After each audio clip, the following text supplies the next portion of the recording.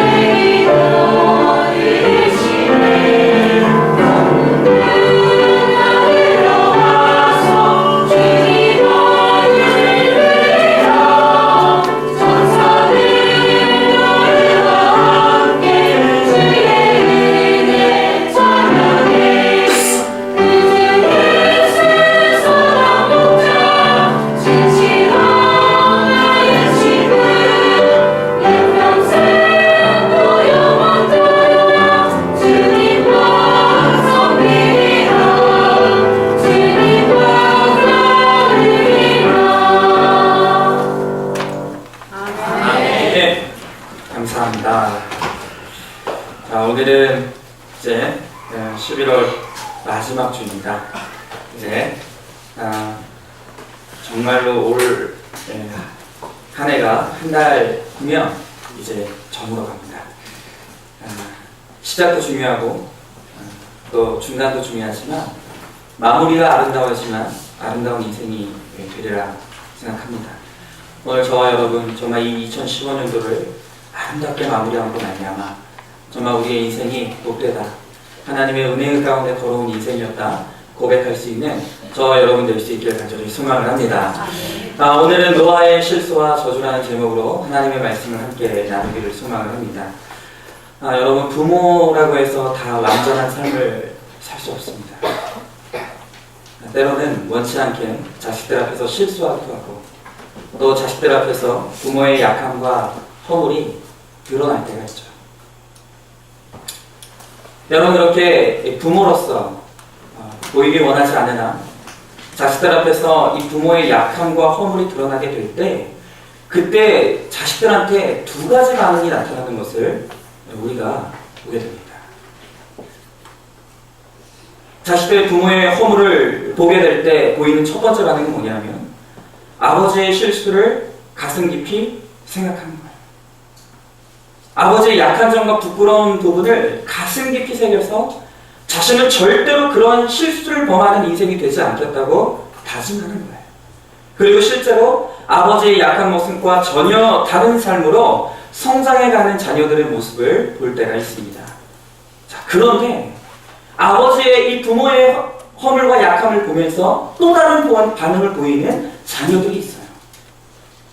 이 아들들은 그런 아버지의 허물과 약점을 가지고 있는 아버지의 모습을 미워하고 증오합니다. 그토록 싫어합니다. 그런데 아이러니한 것은 뭐냐면 자기가 가장 미워하는 그 모습을 자식도 닮아간다. 여러분, 그래서 우리 속담에 욕하면서 닮아간다라고 하는 속담이 있죠. 여러분, 며느리도 마찬가지입니다. 지독한 시어머니 밑에서 훈련을 받은 사람이 나중에 자기 며느리가 들어오게 되면 친정 어머니 이상으로 잘해주는 경우가 있어요. 본인이 엄한 시어머니 밑에 있어 보니까 다시는 이런 나쁜 시어머니가 있으면 안 되겠다는 것을 깨닫는 거예요. 여러분, 이런 시어머니가 있어요. 시어머니가 다 나쁜 게 아닙니다.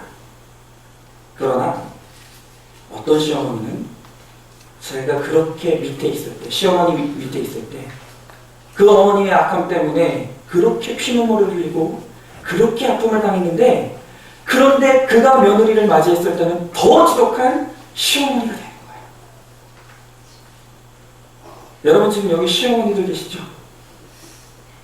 여기 시어머니가 되실 예비 시어머니들 계시죠? 아마 여러분들은 나는 내가 당했던 것처럼 하지 않아 라고 다 말씀하실 분들이 거예요. 그러나 생각보다 그 내가 당했던 그 악함에서 벗어나서 그 삶을 답습하지 않는 것이 아니라 그대로 내가 당한 그 아픔들과 약함들과 허물들을 답습하는 사람들이 너무 많습니다. 여러분, 중요한 것은 뭐냐면, 그러면 왜 아들들이 아버지의 실수를 미워하고 그토록 증오하면서도 그대로 그 아버지의 실수와 허물을 답습하는 이유가 뭘까요? 또 그렇게 자신을 구박하는 시어머니를 그렇게 욕하고 그렇게 미워했으면서 나중에 더욱한 시어머니가 되는 이유가 뭐냐는 거예요. 여러분, 우리가 흔히 듣는 말은 그와 같은 실수와 약함과 허물을 답습할 때 우리가 흔히 듣는 말은 뭐냐면, 내가 그런 부모 밑에서 그런 교육밖에 받지 못했기 때문이라는 이야기를 들을 때가 있어요. 나는 그런 환경에서밖에 자라지 못했기 때문에 나는 그렇게 될 수밖에 없었다라고 말하는 사람들을 본다는 거예요. 여러분, 정말 그럴까요? 정말 그럴까요? 성경은 그렇게 말하지 않습니다. 여러분, 어떤 사람이 누군가의 죄를 답습하고 닮아가는 진짜 이유에 대해서 성경이 말할 때는 여러분 잘 들으세요. 그 죄를 답습하고 허물을 답습하는 정말 중요한 이유는 뭐냐면, 내 안에 내가 그렇게 증오하는 사람과 동일한 모습이 있기 때문에, 내 안에도 내가 그렇게 그 사람을 미워하건만 내 안에 내가 미워하는 그 죄를 동일하게 원하는 마음의 소원이 있기 때문이라고 성경은 그렇게 고발하고 있다는 거예요. 다른 사람 핑계대지 말라는 거예요. 하나님은 결코 그것을 합당한 이유, 그 죄를 범하고 그 허물을 드러내는 합당한 이유로 받아들여 주시지 않는다는 거예요. 우리에게 그 책임이 있어요. 내게 그 죄를 원하는 마음의 소원이 있었고, 내게 그것을 미워하는 그 사람을 담고 있는 동일한 모습이 내 안에 있다는 거예요. 여러분, 우리는 나 자신을 똑바로 직면할 줄 알아야 됩니다. 내 안에 있는 진짜 주인된 나를 온전히 인식할 수 있을 때에 여러분, 비로소 내 인생에 변화가 일어나는 거예요. 비로소 내 인생에도 뭔가 다름이 일어나기 시작한다는 것입니다. 여러분, 오늘 우리는 너무 당혹스러운 모습을 맛보게 됩니다. 그것은 뭐냐면, 당대의 의인이라고 인정받았고 정말 그 홍수의 심판 속에서도 단 한 명 살아남았던 노아. 그 노아가 만천하에 자기의 허물과 약함을 드러내는, 심각한 자기의 허물을 드러내는 너무나 치욕적인 모습을 오늘 우리는 보게 되는 거예요. 여러분, 오늘 우리는 이 노아가 당대의 의인이라고 했던 이 노아가 자신을 감추고 싶은, 결코 드러내고 싶은 너무나 치명적인 약점을 드러내는 이 모습을 보면서 오늘 성경이 인간을 뭐라고 말하는지에 대한 참된 인간론을 배우게 되는 거예요. 성경이 인간을 뭐라고 말하는지, 성경이 인간에 대해서 뭐라고 말하는지에 대한 참된 인간론을 오늘 우리는 본문을 통해서 배우게 되는 것입니다. 여러분 오늘 본문 9장 20절과 21절을 우리 함께 보시죠. 오늘 본문 20절과 21절에 있는 말씀 우리 다 같이 한번 읽어보겠습니다. 시작. 노아가 농사를 시작하여 포도나무를 심었더니 포도주를 마시고 취하여 그 장막 안에서 벌거 벗은지라. 아멘. 자, 여러분 오늘 성경을 보니까 노아가 포도주에 취했다 그랬어요. 그런데 포도주에 취해서 그가 한 행동이 뭐냐면 옷을 다 벗어버린 거예요. 그리고 한천에 그것도 가장 자신이 이 노아를 존경해야 될 자식 앞에서 너무나 수치스러운 이 허물이 드러나고 말았다는 거예요. 자, 여러분 그런데 아마 지금 여기 계신 분들 중에서는 노아가 술 취해서 이와 같은 실수를 범한 것을 별스럽지 않게, 대수롭지 않게 술 취하면 그럴 수도 있지 라고 생각하시는 분들이 분명히 있어요. 왜냐하면 우리나라는 술에 매우 관대하고 친숙한 민족이기 때문에. 여러분 그러나 지금 이 문제는 우리가 생각하는 것보다 훨씬 더 심각한 문제라는 것을 여러분 우리가 알 수 있어야 돼요. 여러분 우리는 이제까지 노아의 이 기사들을 함께 다루면서 하나님께서, 예수님께서 친히 노아의 시대의 타락의 모습이 어떠했는지를 묘사하는 그 성경 구절을 우리가 여러 번 인용했습니다. 우리가 다시 한번 그 예수님의 말씀을 기억할 필요가 있는데요. 마태복음 24장 38절에 보면 예수님께서 노아 당시의 타락의 모습을 이렇게 이야기하고 있죠. 제가 한번 읽어보겠습니다. 홍수 전에 노아가 방주에 들어가던 날까지 사람들이 먹고 뭐 했다고요? 마셨다고 했어요. 여러분 여기서 마셨다라고 하는 것이 가리키는 게 뭐예요? 술 취함. 노아는 사람들이 술에 취했을 때 그 술 취함이 사람들을 어떻게 타락시키는지를 똑똑히 봤어요. 그리고 이 사람들이 술 취함이 원인되어서, 중요한 원인되어서 이 세상이 심판받아 멸망당하는 모습을 똑똑하게 목격했다는 거예요. 여러분 그렇다면 정상적인 사람의 반응이 뭐예요? 여러분 이 술 취함을 통해서 사람들이 말할 수 없이 타락하는 모습을 봤어요. 그리고 이것 때문에 사단이 벌어져서 여러분 이 세상에 물로 쓸림받는 홍수의 심판이 일어나는 걸 노아가 그의 눈으로 똑똑히 목격했다는 거예요. 자, 그러면 이와 같은 어마어마한 일을 경험한 노아가 마땅히 보여야 될 반응이 뭐예요? 포도주는 물론이고 당연히 포도의 포자도 지긋지긋해야죠. 이게 정상적인 반응이죠. 여러분 그런데 놀랍게도 노아가 방주에서 나와서 한 가장 먼저 한 일이 뭔지 아세요? 포도나무를 심었어요. 그리고 그것은 뭘 했습니까? 포도주를 가져왔어요. 그리고 더 놀랍게는 무엇을 했습니까? 그것을 마셔서 술이 취해서 똑같은 실수를 답습했다. 여러분 노아가 왜 이랬을까요? 왜 그렇게 노아는 타락의 엄청난 대가를, 이 술 취함이 가져온 그 타락의 엄청난 대가를 온몸으로 체험했음에도 불구하고 왜 어처구니 없이 그 죄를 답습하고 말하냐는 거예요. 여러분 여기에는 중요한 두 가지 이유가 있습니다. 첫 번째, 이 노아가 지긋지긋하면서 완전히 버려버려야 할 것 같은 이 포도주를 다시 입에 대고 술 취함으로 말미암아 범죄한 첫 번째 이유는 뭐냐면 노아 안에 있었던 호기심. 여러분 노아는 이 심판 당하기 전에 이 술 취한 사람들을 분명히 경계했을 것입니다. 그런데 이 술 취함을 경계하면서도 이 노아의 마음이 한쪽 구석에 들었던 마음이 뭐냐 하면 호기심이 들었던 거예요. 저 술이라는 것이 뭐길래 사람들이 저렇게 마실까? 저게 맛있나? 저 술을 마셔서 술이 취하면 도대체 어떤 기분일까? 호기심이 있습니다. 여러분 사람들이 처음에 술을 어떻게 시작하죠?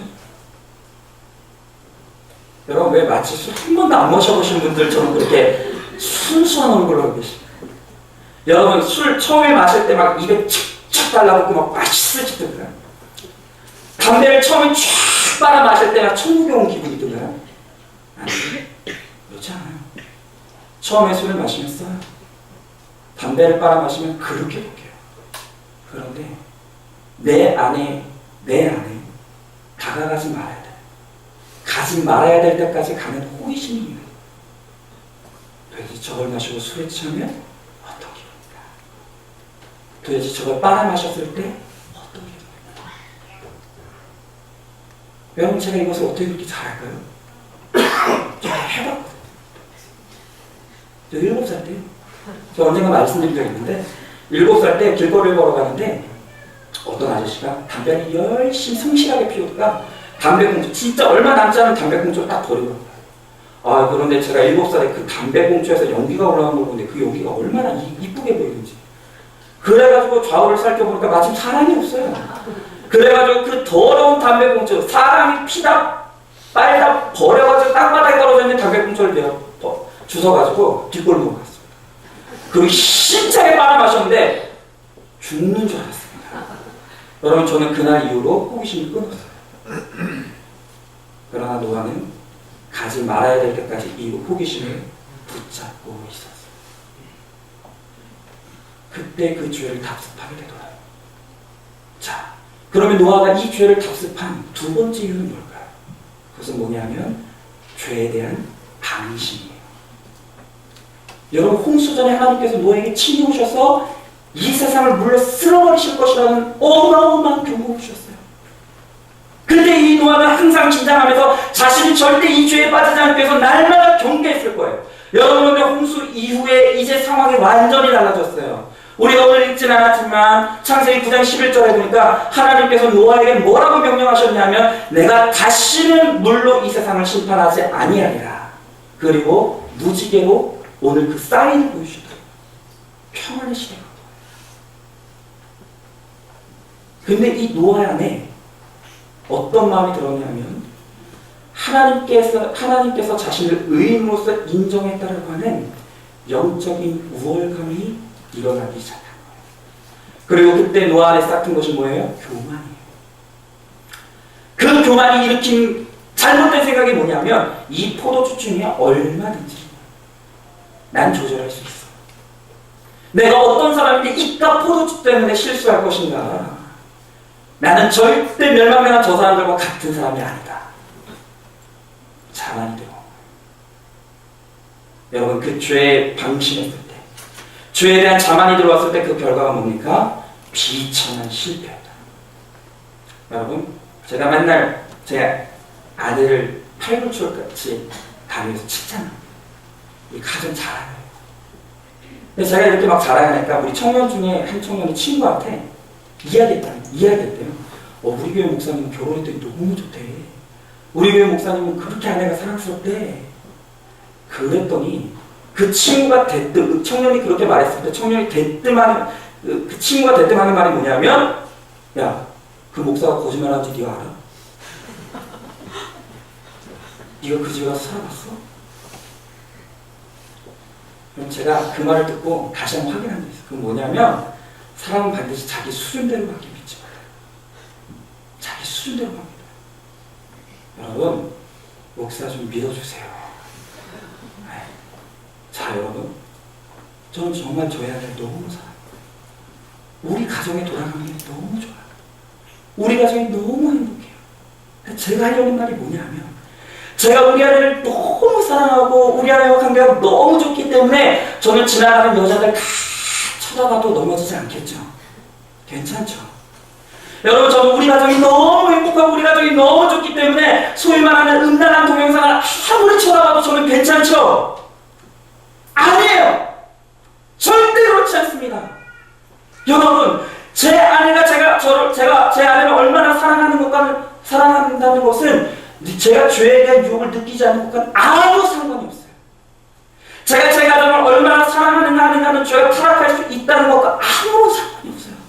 여러분, 제가 제 아내를 사랑한다고 해서, 제가 제 가정을 너무나 사랑한다고 해서 제가 죄에 대해서 방심한다고 한다면 저는 바보예요. 저는 바보예요. 여러분, 제 아내는 아무리 제가 제 아내를 사랑하고 우리 가정을 사랑한다고 해도 언제든지 음란함에 넘어질 수 있는 죄에 대한 욕망과 욕구가 들끓고 있다는 것을 제가 알아요. 제가 여러분 앞에 고백합니다. 한순간도 이 죄에 방심할 수 없는 거예요. 방심했다가 넘어지는 거예요. 그럼 제가 부끄러운 고백 하나 더 하고 싶어요. 저는 적어도 제 안에 어떤 우월감이 있었냐면 저는 물질에 대해서만큼은 제가 굉장히 초연한 사람이라는 제 안에 우울감이 있어요. 정말 그래요. 저는 이제까지 뭐 많은 인생을 살지 않았지만 돈이 있으면 너무 좋죠. 돈이 있으면 너무 좋아요. 그러나 없으면 없는 대로 감사할 자신이 있어요. 그래서 지금도 정말 돈이 너무 부족해요. 정말 돈 부족합니다. 그래서 그것 때문에 불편함도 많고 힘든 것도 많이 있지만 그렇다고 해서 제가 돈이 없다는 이유 때문에 제 자존심이 상하거나 저 비참하지 않아요. 여러분, 오히려 그것들이 제 행복을 그렇게 방해하지 않습니다. 그럼 제가 지난 금요일날 어떤 개척교회에서 요청이 들어와서 금요일철에 인도를 하게 됐어요. 제가 그래서 부득이하게 빠지게 됐는데 개척교회니까 아무도 없어요. 용인 수지에 있는 교회인데 만만치 않은 거리거든요. 그래서 제가 제 돈 들여서 기름 태워서 갔어요. 갔더니 주는 게 뭐냐면 딱 차 한 잔 주더라고요. 차 한 잔 얻어 마시고 갔다 왔다 하고 열심히 인도하고 왔습니다. 기분 안 나빠요. 뿌듯하더라고요. 그래도 내가 하나님 앞에 이렇게 순수하게 쓰임 받을 수 있다는 게 너무 좋더라고요. 여러분, 이 정도면 박은성 목사 괜찮지 않습니까? 네? 여기서 끝나면 죄송합니다. 좀 재수가 없죠. 여러분, 제가 금요일날 그렇게 사역을 마치고 그 다음 날이 토요일이었어요. 혹시 저번 주 토요일날 무슨 일이 있었는지 여러분 아시나요? 저번 주 토요일날 개인적으로 저희 형님이고 여러분들이 아시는 박현성 목사 결혼식이 있었어요. 그 다음날. 그런데 결혼식 끝나고 이제 돌아가려고 가족들이 차에 탁 타고 저는 조수석에 딱 탔어요. 그런데 조수석에 딱 탔는데 발에 뭐가 걸려가지고 딱 보니까 거기에 뭐가 있냐면은 여러분들이 처음 꼭 결혼했다고 축하하면서 주신 쇼핑 봉투가 가득 담겨있는 쇼핑백이 거기 있는 거예요. 그런데 그 쇼핑백을 보는 순간 그 쇼핑백에 가득 담겨있는 봉투를 보는 순간 제 안에 퍼뜩 드는 생각이 뭐냐 하면 저거 봉투 하나 챙겨도 괜찮을 것 같은데 저 안에 있는 봉투 하나 정도는 챙겨도 괜찮을 것 같은데 그 생각이 그런데 그 생각이 들어오자마자 그때부터 제가 이 봉투를 하나 정도는 챙겨도 괜찮은 명분들이 갑자기 막 떠오른 거예요. 첫 번째 명분, 그래, 내 결혼식 때 박현성 목사 축의금 안 줬었지. 진짜입니다. 두 번째 명분, 맞아, 우리 아들 시원이 돌잔치 때 아예 안 왔었지. 갑자기 열받았어. 또 이런 생각이 들어요. 형제인데 뭐 어때? 또 드는 생각이 뭐냐면 좋은 데 쓰지. 책 사보지 뭐. 여러분, 저는 우리 가족들하고 차 타고 오는데 오는 내 자고 자는 척했어요. 자는 척했는데 제 안에서는 이 봉투를 뺄까 말까. 여러분, 제 안에 전쟁이 일어났어요. 그러다가 마침내 그래, 하나 중인데 어때? 이거 가지고 좋은 데 쓰면 되지 하고 그 봉투 중에서 제일 두껍게 느껴지는 봉투 하나 꺼내가지고 제 주머니에 딱 넣습니다. 라고 말하면 여러분 기분 나쁘시겠죠? 다행히 그렇게 유혹에 빠지지 않았어요. 너무 어렵게 못 눌렸어요. 그런데 그날 제가 제 스스로에게 확인한 게 있어요. 그것은 뭐냐면 제 안에 들고 있는 물질에 대한 욕망을 제가 얼마든지 명분이 주어지고 상황이 주어지면 분명히 도적질이에요. 그건 분명한 도적질이에요. 내 것이 아니에요. 그럼에도 불구하고 그것을 취하고 싶다라고 하면 내 안에 들끓는 욕망이 있는 것을 여러분 제가 봤어요.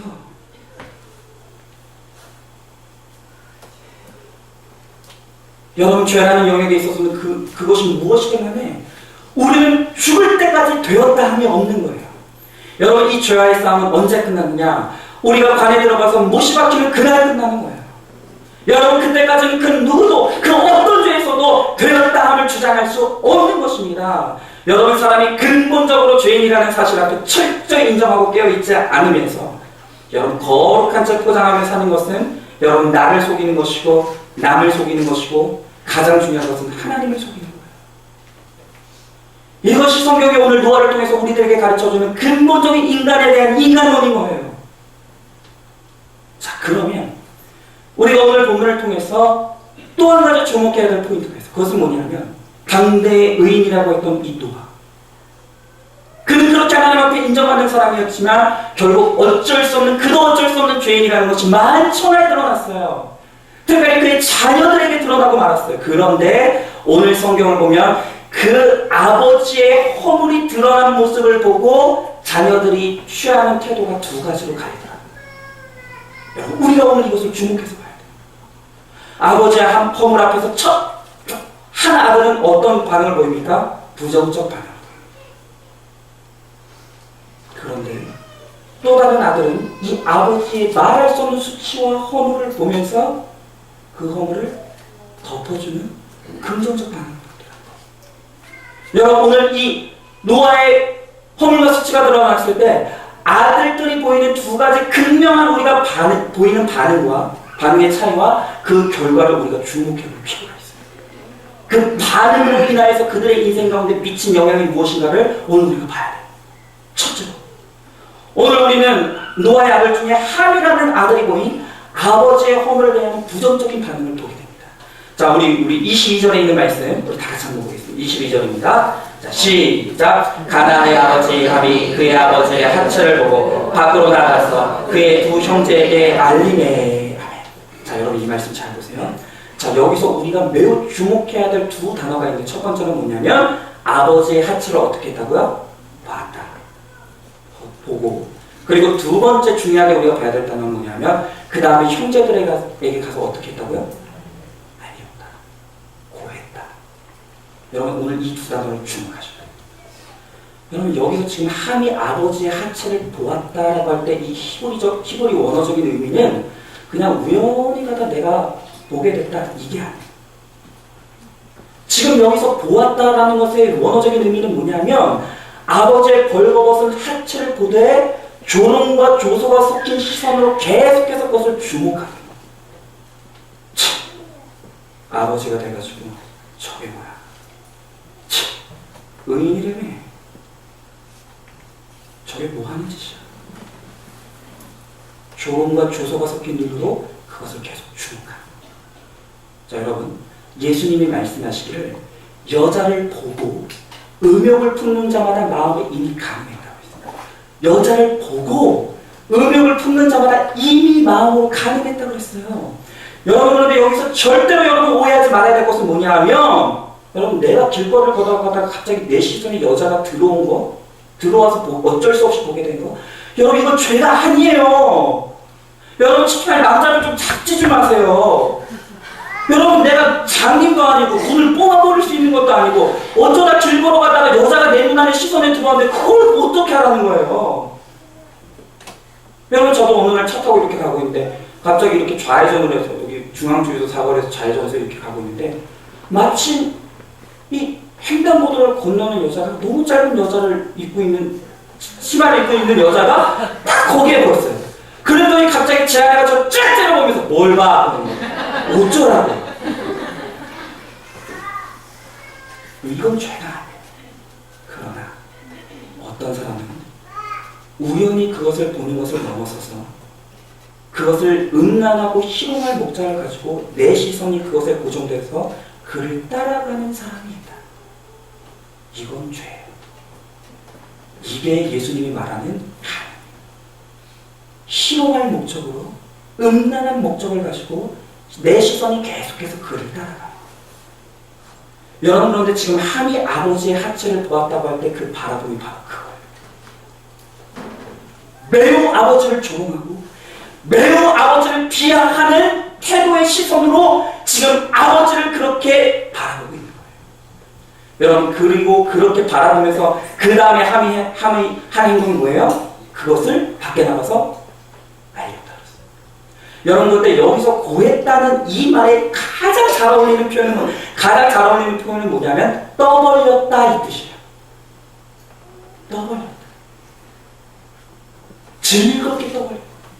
만천하에 떠벌린 거예요. 그러니까 지금 이 함이 아버지의 부끄러운 비밀, 부끄러운 허물을 조롱의 눈길로 바라본 후에 먼저는 형제들에게 가서 그것을 떠벌였고, 오늘 성경에 나와 있지 않지만 보는 사람들마다 내 아버지는 이런 사람이다, 내 아버지는 이런 수치와 허물이 있다라는 것을 떠벌리고 다녔다는 거예요. 여러분, 지금 우리는 이 함의 모습을 심각하게 봐야 돼요. 왜냐? 이 함의 모습 속에 지금 우리가 있어요.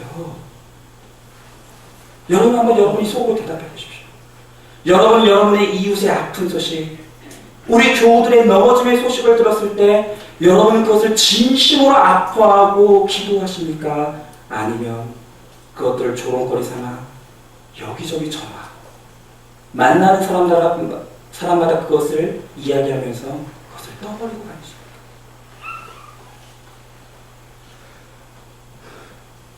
여러분, 우리가 흔히 하는 것처럼 오늘 함의 경향이 내 속에 있다는 것을 고백해야 한다.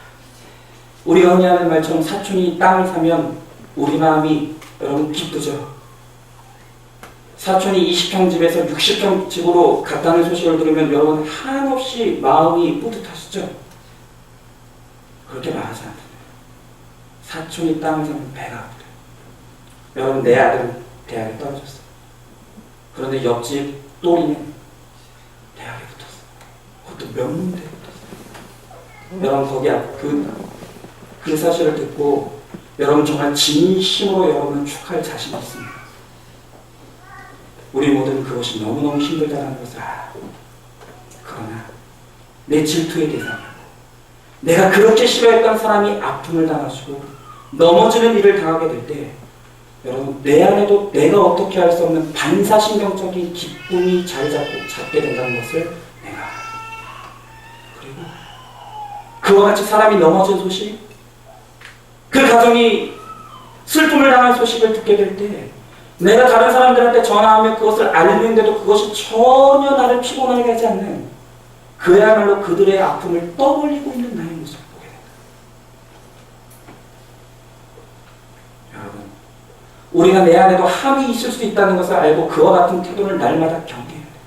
왜냐하면 다른 무엇보다도 오늘 성경을 통해서 하나님께서 누군가의 아픔을 보면서 조롱하는 눈으로 쳐다보고 그것을 만천하에 드러내고 또 드러내고 끊임없이 나를 정죄하는 그 사람을 하나님께서 가장 가증스러워하신다는 것을 오늘 성경을 통해서 하나님께서 우리들에게 말씀하신다는 거예요. 여러분, 우리는 오늘 성경을 통해서 함이 그와 같은 아버지의 허물 앞에서 부정적인 태도를 보였을 때 하나님께서 오늘 함에게 내리시는 저주의 모습을 보면 하나님께서 그것을 얼마나 싫어하시는지를, 그 죄가 하나님이 얼마나 싫어하시는 죄인지를 확인하게 되는 거예요. 자, 여러분, 오늘 성경을 보면 함이 아버지의 수치를 그렇게 드러냈을 때 하나님이 그에게 내리시는 벌이 뭐죠? 오늘 25절에 있는 말씀이에요. 우리 25절에 있는 말씀 우리 다 같이 한번 읽어보겠습니다. 시작! 이에 그대 가나안은 저주를 받아 그의 형제의 중돈의 종이 되기를 원하노라 하고. 아멘. 여러분, 여기에 보니까 중요한 사실이 있어요. 25절 하나님께서 함을 저주할 때 함만 저주하는 게 아니라 그의 아들 가나안까지 저주해요. 이게 무서운 거예요. 여러분, 틀림없이 이 가나안은 함의 아버지의 말을 받아서 그 말을 다른 사람에게 똑같이 전했어요. 하나님이 그것을 보았을 때 이 가정에 하나님께서 저주를 내리시더라고요.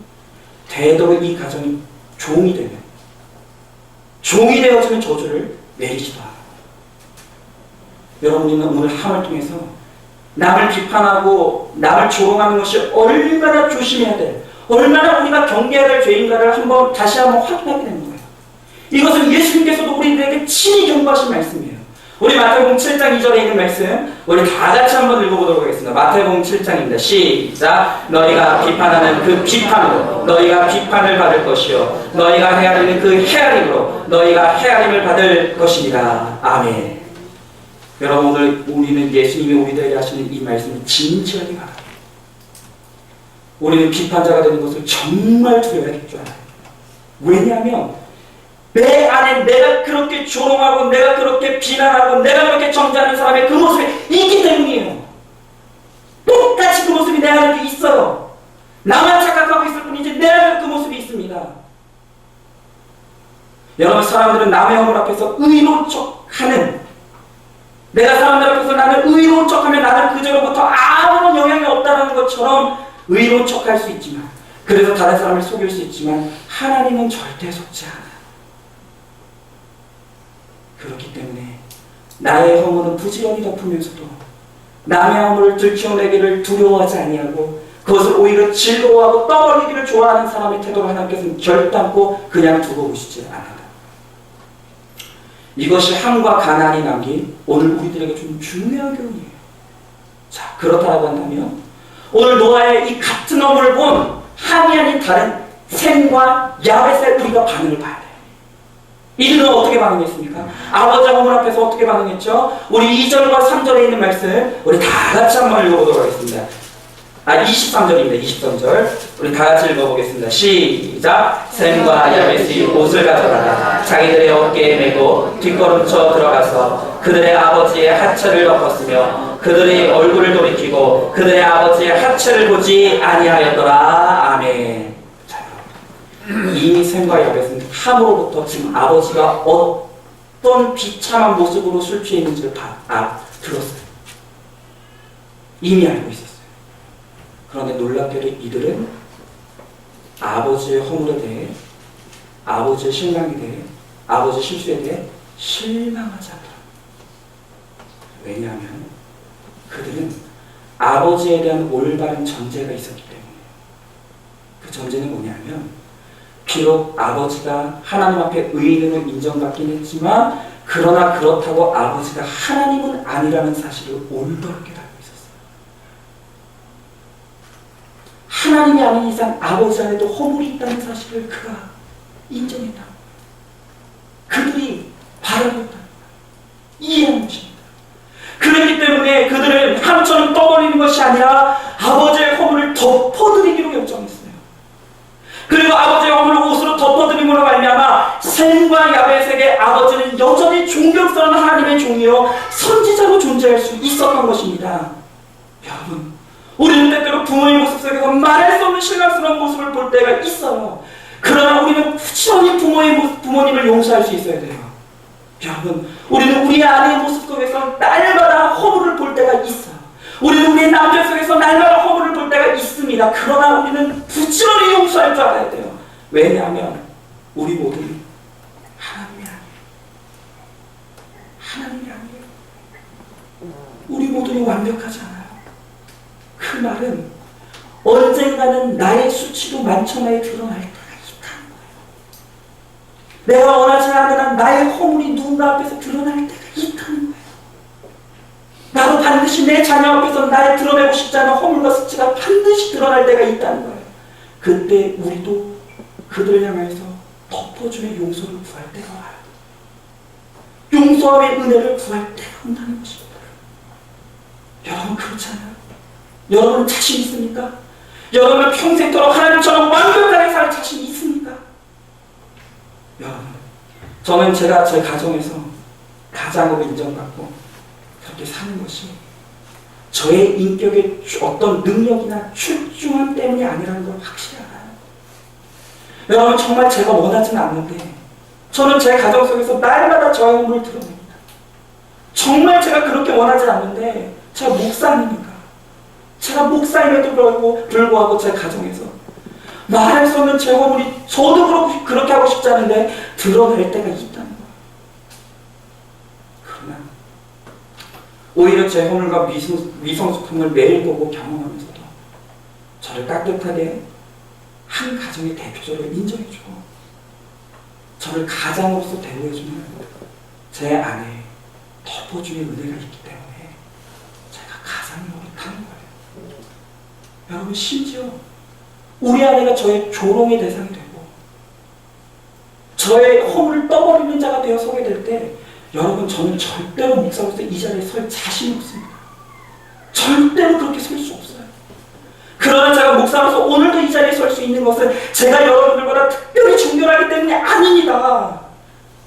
제가 지금 경험하고 있는 덮어주는 은혜, 용서함의 은혜가 있기 때문에 그 은혜 때문에 제가 여기에 설 수 있는 것이지 그렇지 않다고 한다면 저는 절대 여기에 설 수 있는 담력이 없어요.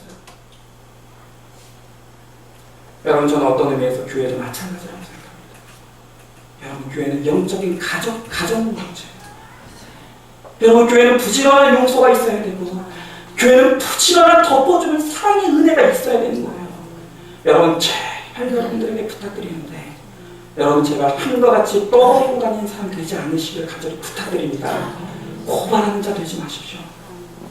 정말 부인할 수 없는 사실은 떠버리기를 좋아하고 고발하기를 좋아하는 사람들을 보면 그 내면 속에 훨씬 더 남들보다 많은 허물과 상처들이 많다는 것을 우리가 보게 돼요. 희한한 사실이에요. 그 안에 허물과 상처가 많을수록 오히려 그 사람이 더 떠버리는 자가 되더라고요. 그 사람이 오히려 더 정죄하고 비난하는 자가 되더라는 거예요. 여러분, 남의 얼굴을 고발하기를 즐겨하면서 자신의 허물을 덮기를 부지런히 하고 있는 사람이 있다면 하나님께서 그 사람을 절대로 그냥 넘기시지 않아요. 이것이 오늘 본문이 우리들에게 주는 중요한 교훈이에요. 여러분, 샘과 야벳은 아버지가 하나님이 될 수 없다는 사실을 알았어요. 그도 연약한 인간일 수밖에 없다는 사실을 알았어요. 그리고 아버지의 허물 앞에서 그것을 덮어주기를 징계하는 거죠. 그런데 그것을 하나님이 보시고 기뻐하셨어요. 그것이 옳다라고 인정해 주셨다는 거예요. 여러분, 그렇게 하나님 앞에 옳다 인정을 받았을 때 그때 하나님께서 함과 야벳에게 내신 복이 뭐예요? 오늘 성경에 보니까 그들의 허물을 하나님께서 친히 덮어주셨대요. 그리고 그들의 인생을 하나님께서 참되게 하셨다고 말하고 있습니다. 이 참되게 하셨다라는 이 표현 속에 하나님이 그들을 얼마나 흡족하게 여겼는지를 우리가 그 하나님의 마음을 볼 수가 있는 거예요. 여러분이 26절과 27절의 말씀, 오늘 그들의 반응을 통해서 하나님께서 주신 그들의 복을 우리가 한번 보도록 하겠습니다. 우리 26절과 27절에 있는 말씀 우리 다 같이 읽겠습니다. 시작. 또 이르되 셈의 하나님 여호와를 찬송하리로라. 가나안은 셈의 종이 되고 하나님이 야벳을 창대하게 하사 셈의 장막에 거하게 하시고 가나안은 그의 종이 되게 하시기를 원하노라 하였더라. 아멘. 여러분, 하나님은 아담이 실수했을 때, 아담이 범죄했을 때 친히 가죽옷을 입혀 그의 허물을 덮어주었습니다.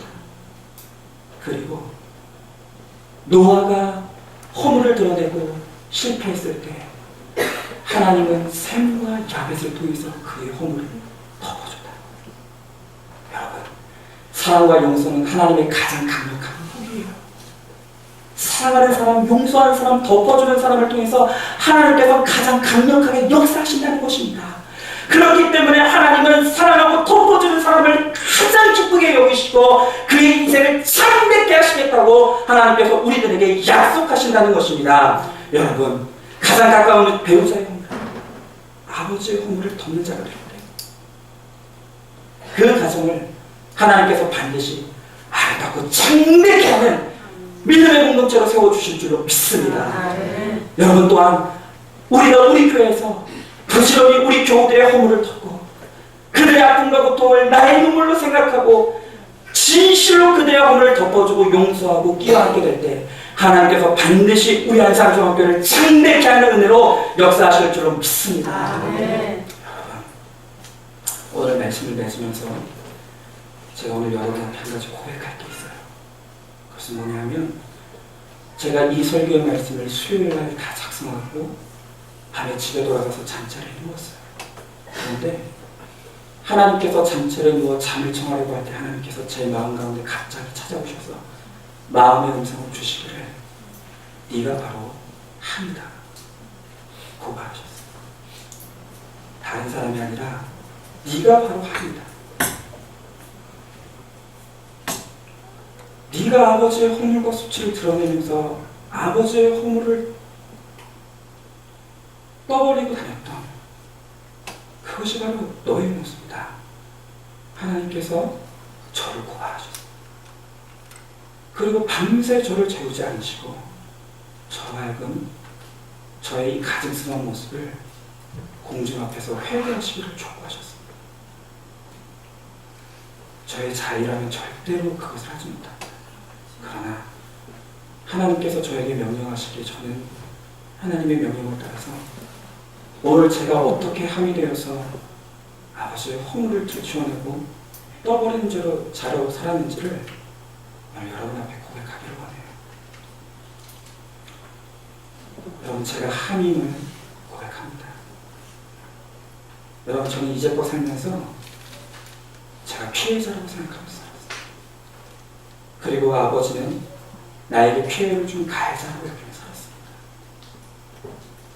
아버지가 형님과 저를 공평하게 사랑해주지 않는다는 이유로, 또 자라면서 저를 너무 엄하게 대했다는 이유로 아버지를 향해 비난과 정죄의 화살을 날리면서 제가 생각하는 아버지의 허물을 들추어내고 사람들에게 떠버리고 다녔습니다.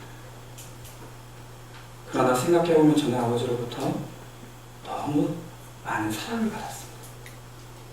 아버지로부터 생명을 받았으면 물론이고, 아버지의 믿음을 통해서 구원을 받았고, 협조로서 피부를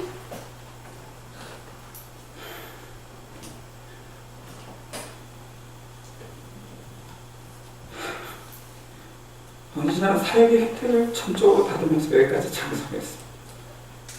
그러나 그 은혜가 사랑이 이것뿐이겠습니까? 그러나 저는 마치 아버지로부터 상처받고는 아무것도 받은 것이 없는 사람인 것처럼 여겼고, 저도 누군가에게 끊임없이 상처를 주고 원망의 대상이 되고 있음에도 불구하고 아버지를 향해서 저도 지킬 수 없는 완벽의 잣대를 들이대고 아버지의 허물을 들추어내고 떠버리고 다녔어요. 저는 함입니다. 저는 끊임없이 덮어주는 사랑과 은혜 속에 살면서 아버지의 작은 허물조차 덮어주기를 거부했다 저주받아 마땅한 사람이 저입니다. 이 시간 하나님과 성도들과 아버지 앞에서 마치 의인 양 설교하는 저의 모습을 회개합니다. 저는 저를 향한 하나님의 인생의 목적이 저의 행복이 아니라 저의 거룩이거늘, 여전히 인생의 목적이 거듭나지 못해서 늘 나의 행복을 추구하면서 나는 절대 상처받으면 안 되고, 나는 절대로 피해받으면 안 되고, 나는 절대로 손해받으면 안 된다는 극도의 이기적인 인생을 살면서 저의 행복을 추구하며 살아왔지만 한 번도 참된 행복을 누리지 못했습니다. 그러나 이제부터 인생의 목적을 저의 행복이 아닌 저의 거룩한 삶으로 바꾸고, 이제부터는 덮어주고 용서하며 사랑하며 살기를 몸부림치겠습니다. 그리고 거룩을 이름으로 생과 야배같이 참되게 하셨더라는 은혜가 저의 인생 속에 있게 되기를 감히 간절히 소망을 합니다. 기도하겠습니다. 하나님,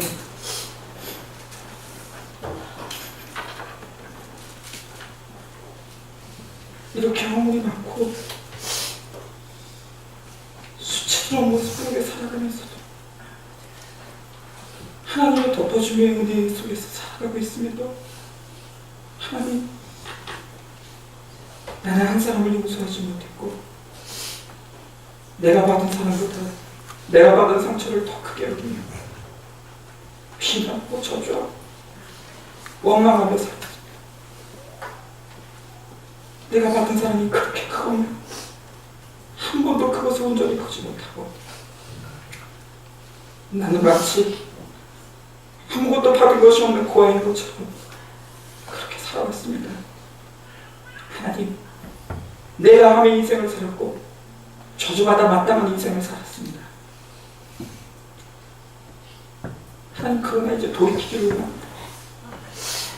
우리의 인생 가운데도 이제도 우리의 인생의 목적이 우리의 행복이 아닌 거룩이 되기를 원합니다. 그리고 참된 용서와 덮어줌과 사랑의 은혜를 다시 한번 내 삶 가운데 이루어냄으로 말미암아 내 인생에도 참되게 하셨던 은혜가 임할 수 있도록 하나님, 우리를 다시 한번 주의 은혜로 붙들어 주시옵소서. 주의 자비하심으로 우리를 붙들어 주시옵소서. 하나님, 여기 있는 우리 사랑하는 한 사람 한 사람들, 하나님께서 다시 한번 우리의 허물을 볼 수 있는 은혜를 허락하여 주시옵시고, 하나님, 이제는 정말로 함의 길에서 벗어나 생과 야벳의 길을 걷고, 그래서 정말 하나님의 창대하심을 힘입어 살아가는 우리 모두가 될 수 있도록 주님께서 함께하여 주시옵소서. 반드시 우리 주님께서 우리의 가정을, 우리의 인생을, 우리의 교회를 그렇게 덮어주의 은혜로 가득한 공동체로 세워주실 줄 믿사오며 사랑이 많으신 우리 주 예수 그리스도를 받들어 기도드리옵나이다.